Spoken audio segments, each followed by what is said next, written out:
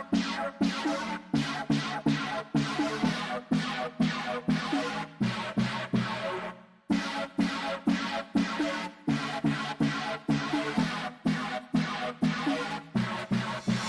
few moments later, a few inches later, 2 hours later, one eternity later. Oke baik, Assalamualaikum warahmatullahi wabarakatuh. Perkenalkan, nama saya Wahidin Lamizal, mahasiswa Universitas Muhammadiyah Riau, Prodi Akuntansi, Fakultas Ekonomi dan Bisnis. Jadi teman-teman, di sini saya akan memberikan cara atau tutorial pengisian SPT secara online melalui e-filing. Nah, sebelum itu kita masuk dulu di Google dan masukkan situs webnya yaitu www.pajak.go.id. Nah, setelah itu akan muncul teman-teman tampilannya seperti ini dashboardnya. Nah, di sini kita akan masukin dulu NPWP dan passwordnya. Di sini saya sudah masukin.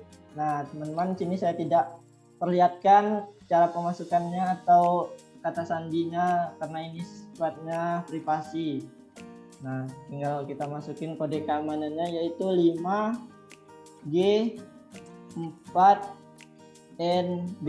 Nah, teman-teman, setelah sesuai kita tinggal klik login.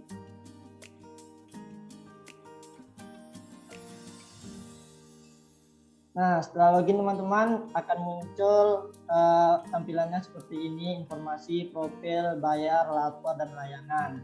Jadi di sini saya akan mencoba memberikan tutorial bagaimana cara melaporkan SPT-nya. Kita klik lapor.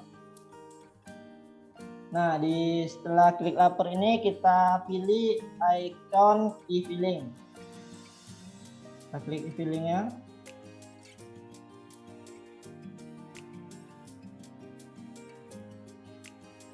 Nah, setelah kita klik e-filing, nah kita untuk melapor itu kita harus buat SPT-nya dulu.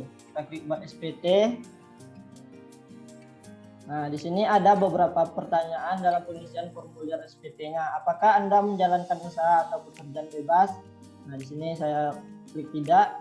Apakah Anda seorang suami atau istri yang menjalankan kewajiban perpajakan terpisah atau MT atau pisah harta atau PH? Tidak. Apakah penghasilan bruto yang Anda peroleh selama setahun kurang dari 60 juta rupiah? Ya. Nah, di sini akan secara otomatis terhitung oleh pajak SPT apa yang akan kita laporkan. Di sini muncul SPT 1770 SS. Kita klik. Nah, setelah itu kita akan mengisi data formulir. Data formulirnya itu terdiri dari tahun pajak. Tahun pajaknya kita bikin tahun 2021 atau tahun pajak sebelumnya. Maksud saya tahun pajak yang akan kita laporkan sekarang. Nah, status SPT-nya itu normal. Nah, jika kita isi pembetulan berarti kita terdapat kesalahan di SPT sebelumnya, sehingga di SPT sekarang kita lakukan pembetulan. Kalau di sekarang ini saya berikan tutorialnya itu status SPT-nya normal, tidak ada kesalahan di SPT sebelumnya. Jadi kita langsung saja klik selanjutnya. Nah, di sini kita isi SPT-nya yaitu ada 4 bagian A, B, C, dan D. Nah, pertama kita isi dulu pajak penghasilannya.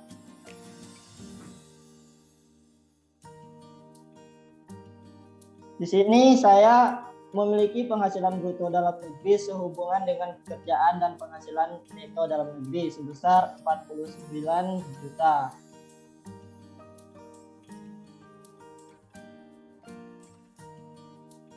Nah, kemudian pengurangannya di sini saya di perusahaan memiliki iuran pensiunan dan iuran JHT atau jaminan hari tua sebesar 490.000. Nah, penghasilan tidak kena pajak atau PTKP-nya, saya itu misalkan saya kawin dan memiliki satu orang anak. Jadi kalau kita ketahui kan di PTKP itu WP-nya itu sebesar 54 juta. istri 4.500.000 dan anak 4.500.000. Jadi 54 juta ditambah 9 juta besarnya yaitu 63 juta. Nah, setelah kita isi, pajak akan otomatis menghitung status SPT kita itu apa. Nah, setelah itu akan muncul status pajak saya itu nihil. Nah, nihil. Nah, berarti kita klik saja berikutnya.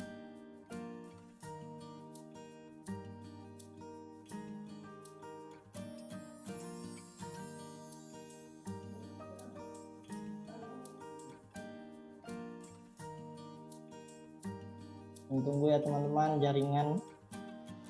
Nah, di bagian B ini penghasilan yang dikenakan PPh final dan yang dikecualikan dari objek pajak. Yang poin ke-8 dasar pengenaan pajak atau penghasilan bruto pajak penghasilan final.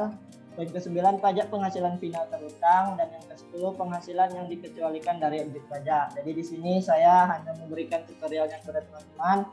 Jadi di sini saya kosongkan saja semua. Mungkin jika teman-teman yang sudah punya pekerjaan di suatu perusahaan memiliki poin-poin sesuai dengan yang ada di keterangan ini, tinggal teman-teman isi di kolomnya. Jadi saya kosongkan saja ini ya teman-teman. Kita klik berikutnya.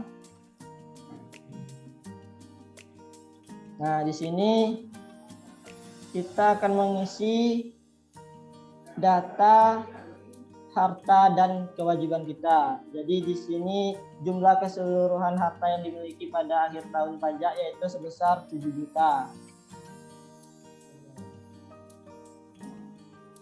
7 juta ya. Kemudian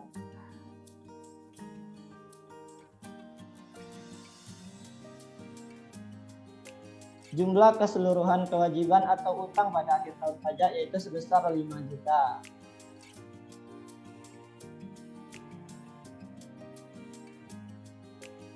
Nah, setelah kita isi, kita klik berikutnya ya teman-teman.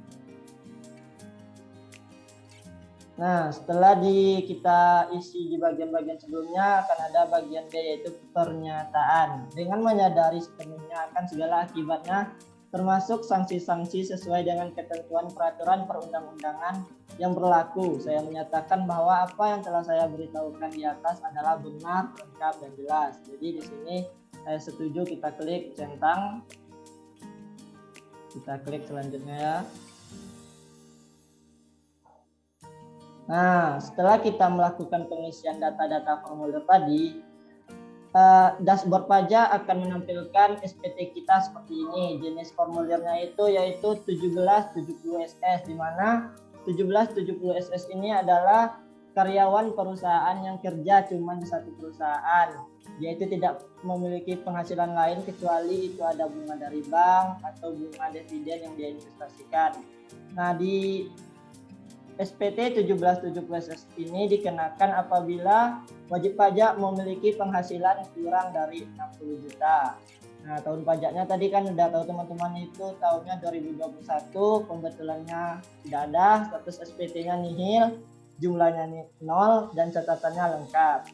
Nah, setelah itu teman-teman ambil kode verifikasi. Nah, di sini saya hanya melakukan tutorial saja. Mungkin jika teman-teman memang ingin melaporkan SPT, bisa teman-teman kliknya di sini. Nah, setelah itu akan muncul di email teman-teman kode verifikasinya. Nanti kodenya teman-teman klik di sini, kemudian kirim SPT. Nah, setelah kita kirim SPT itu akan muncul berapa tagihan yang akan kita bayarkan. Mungkin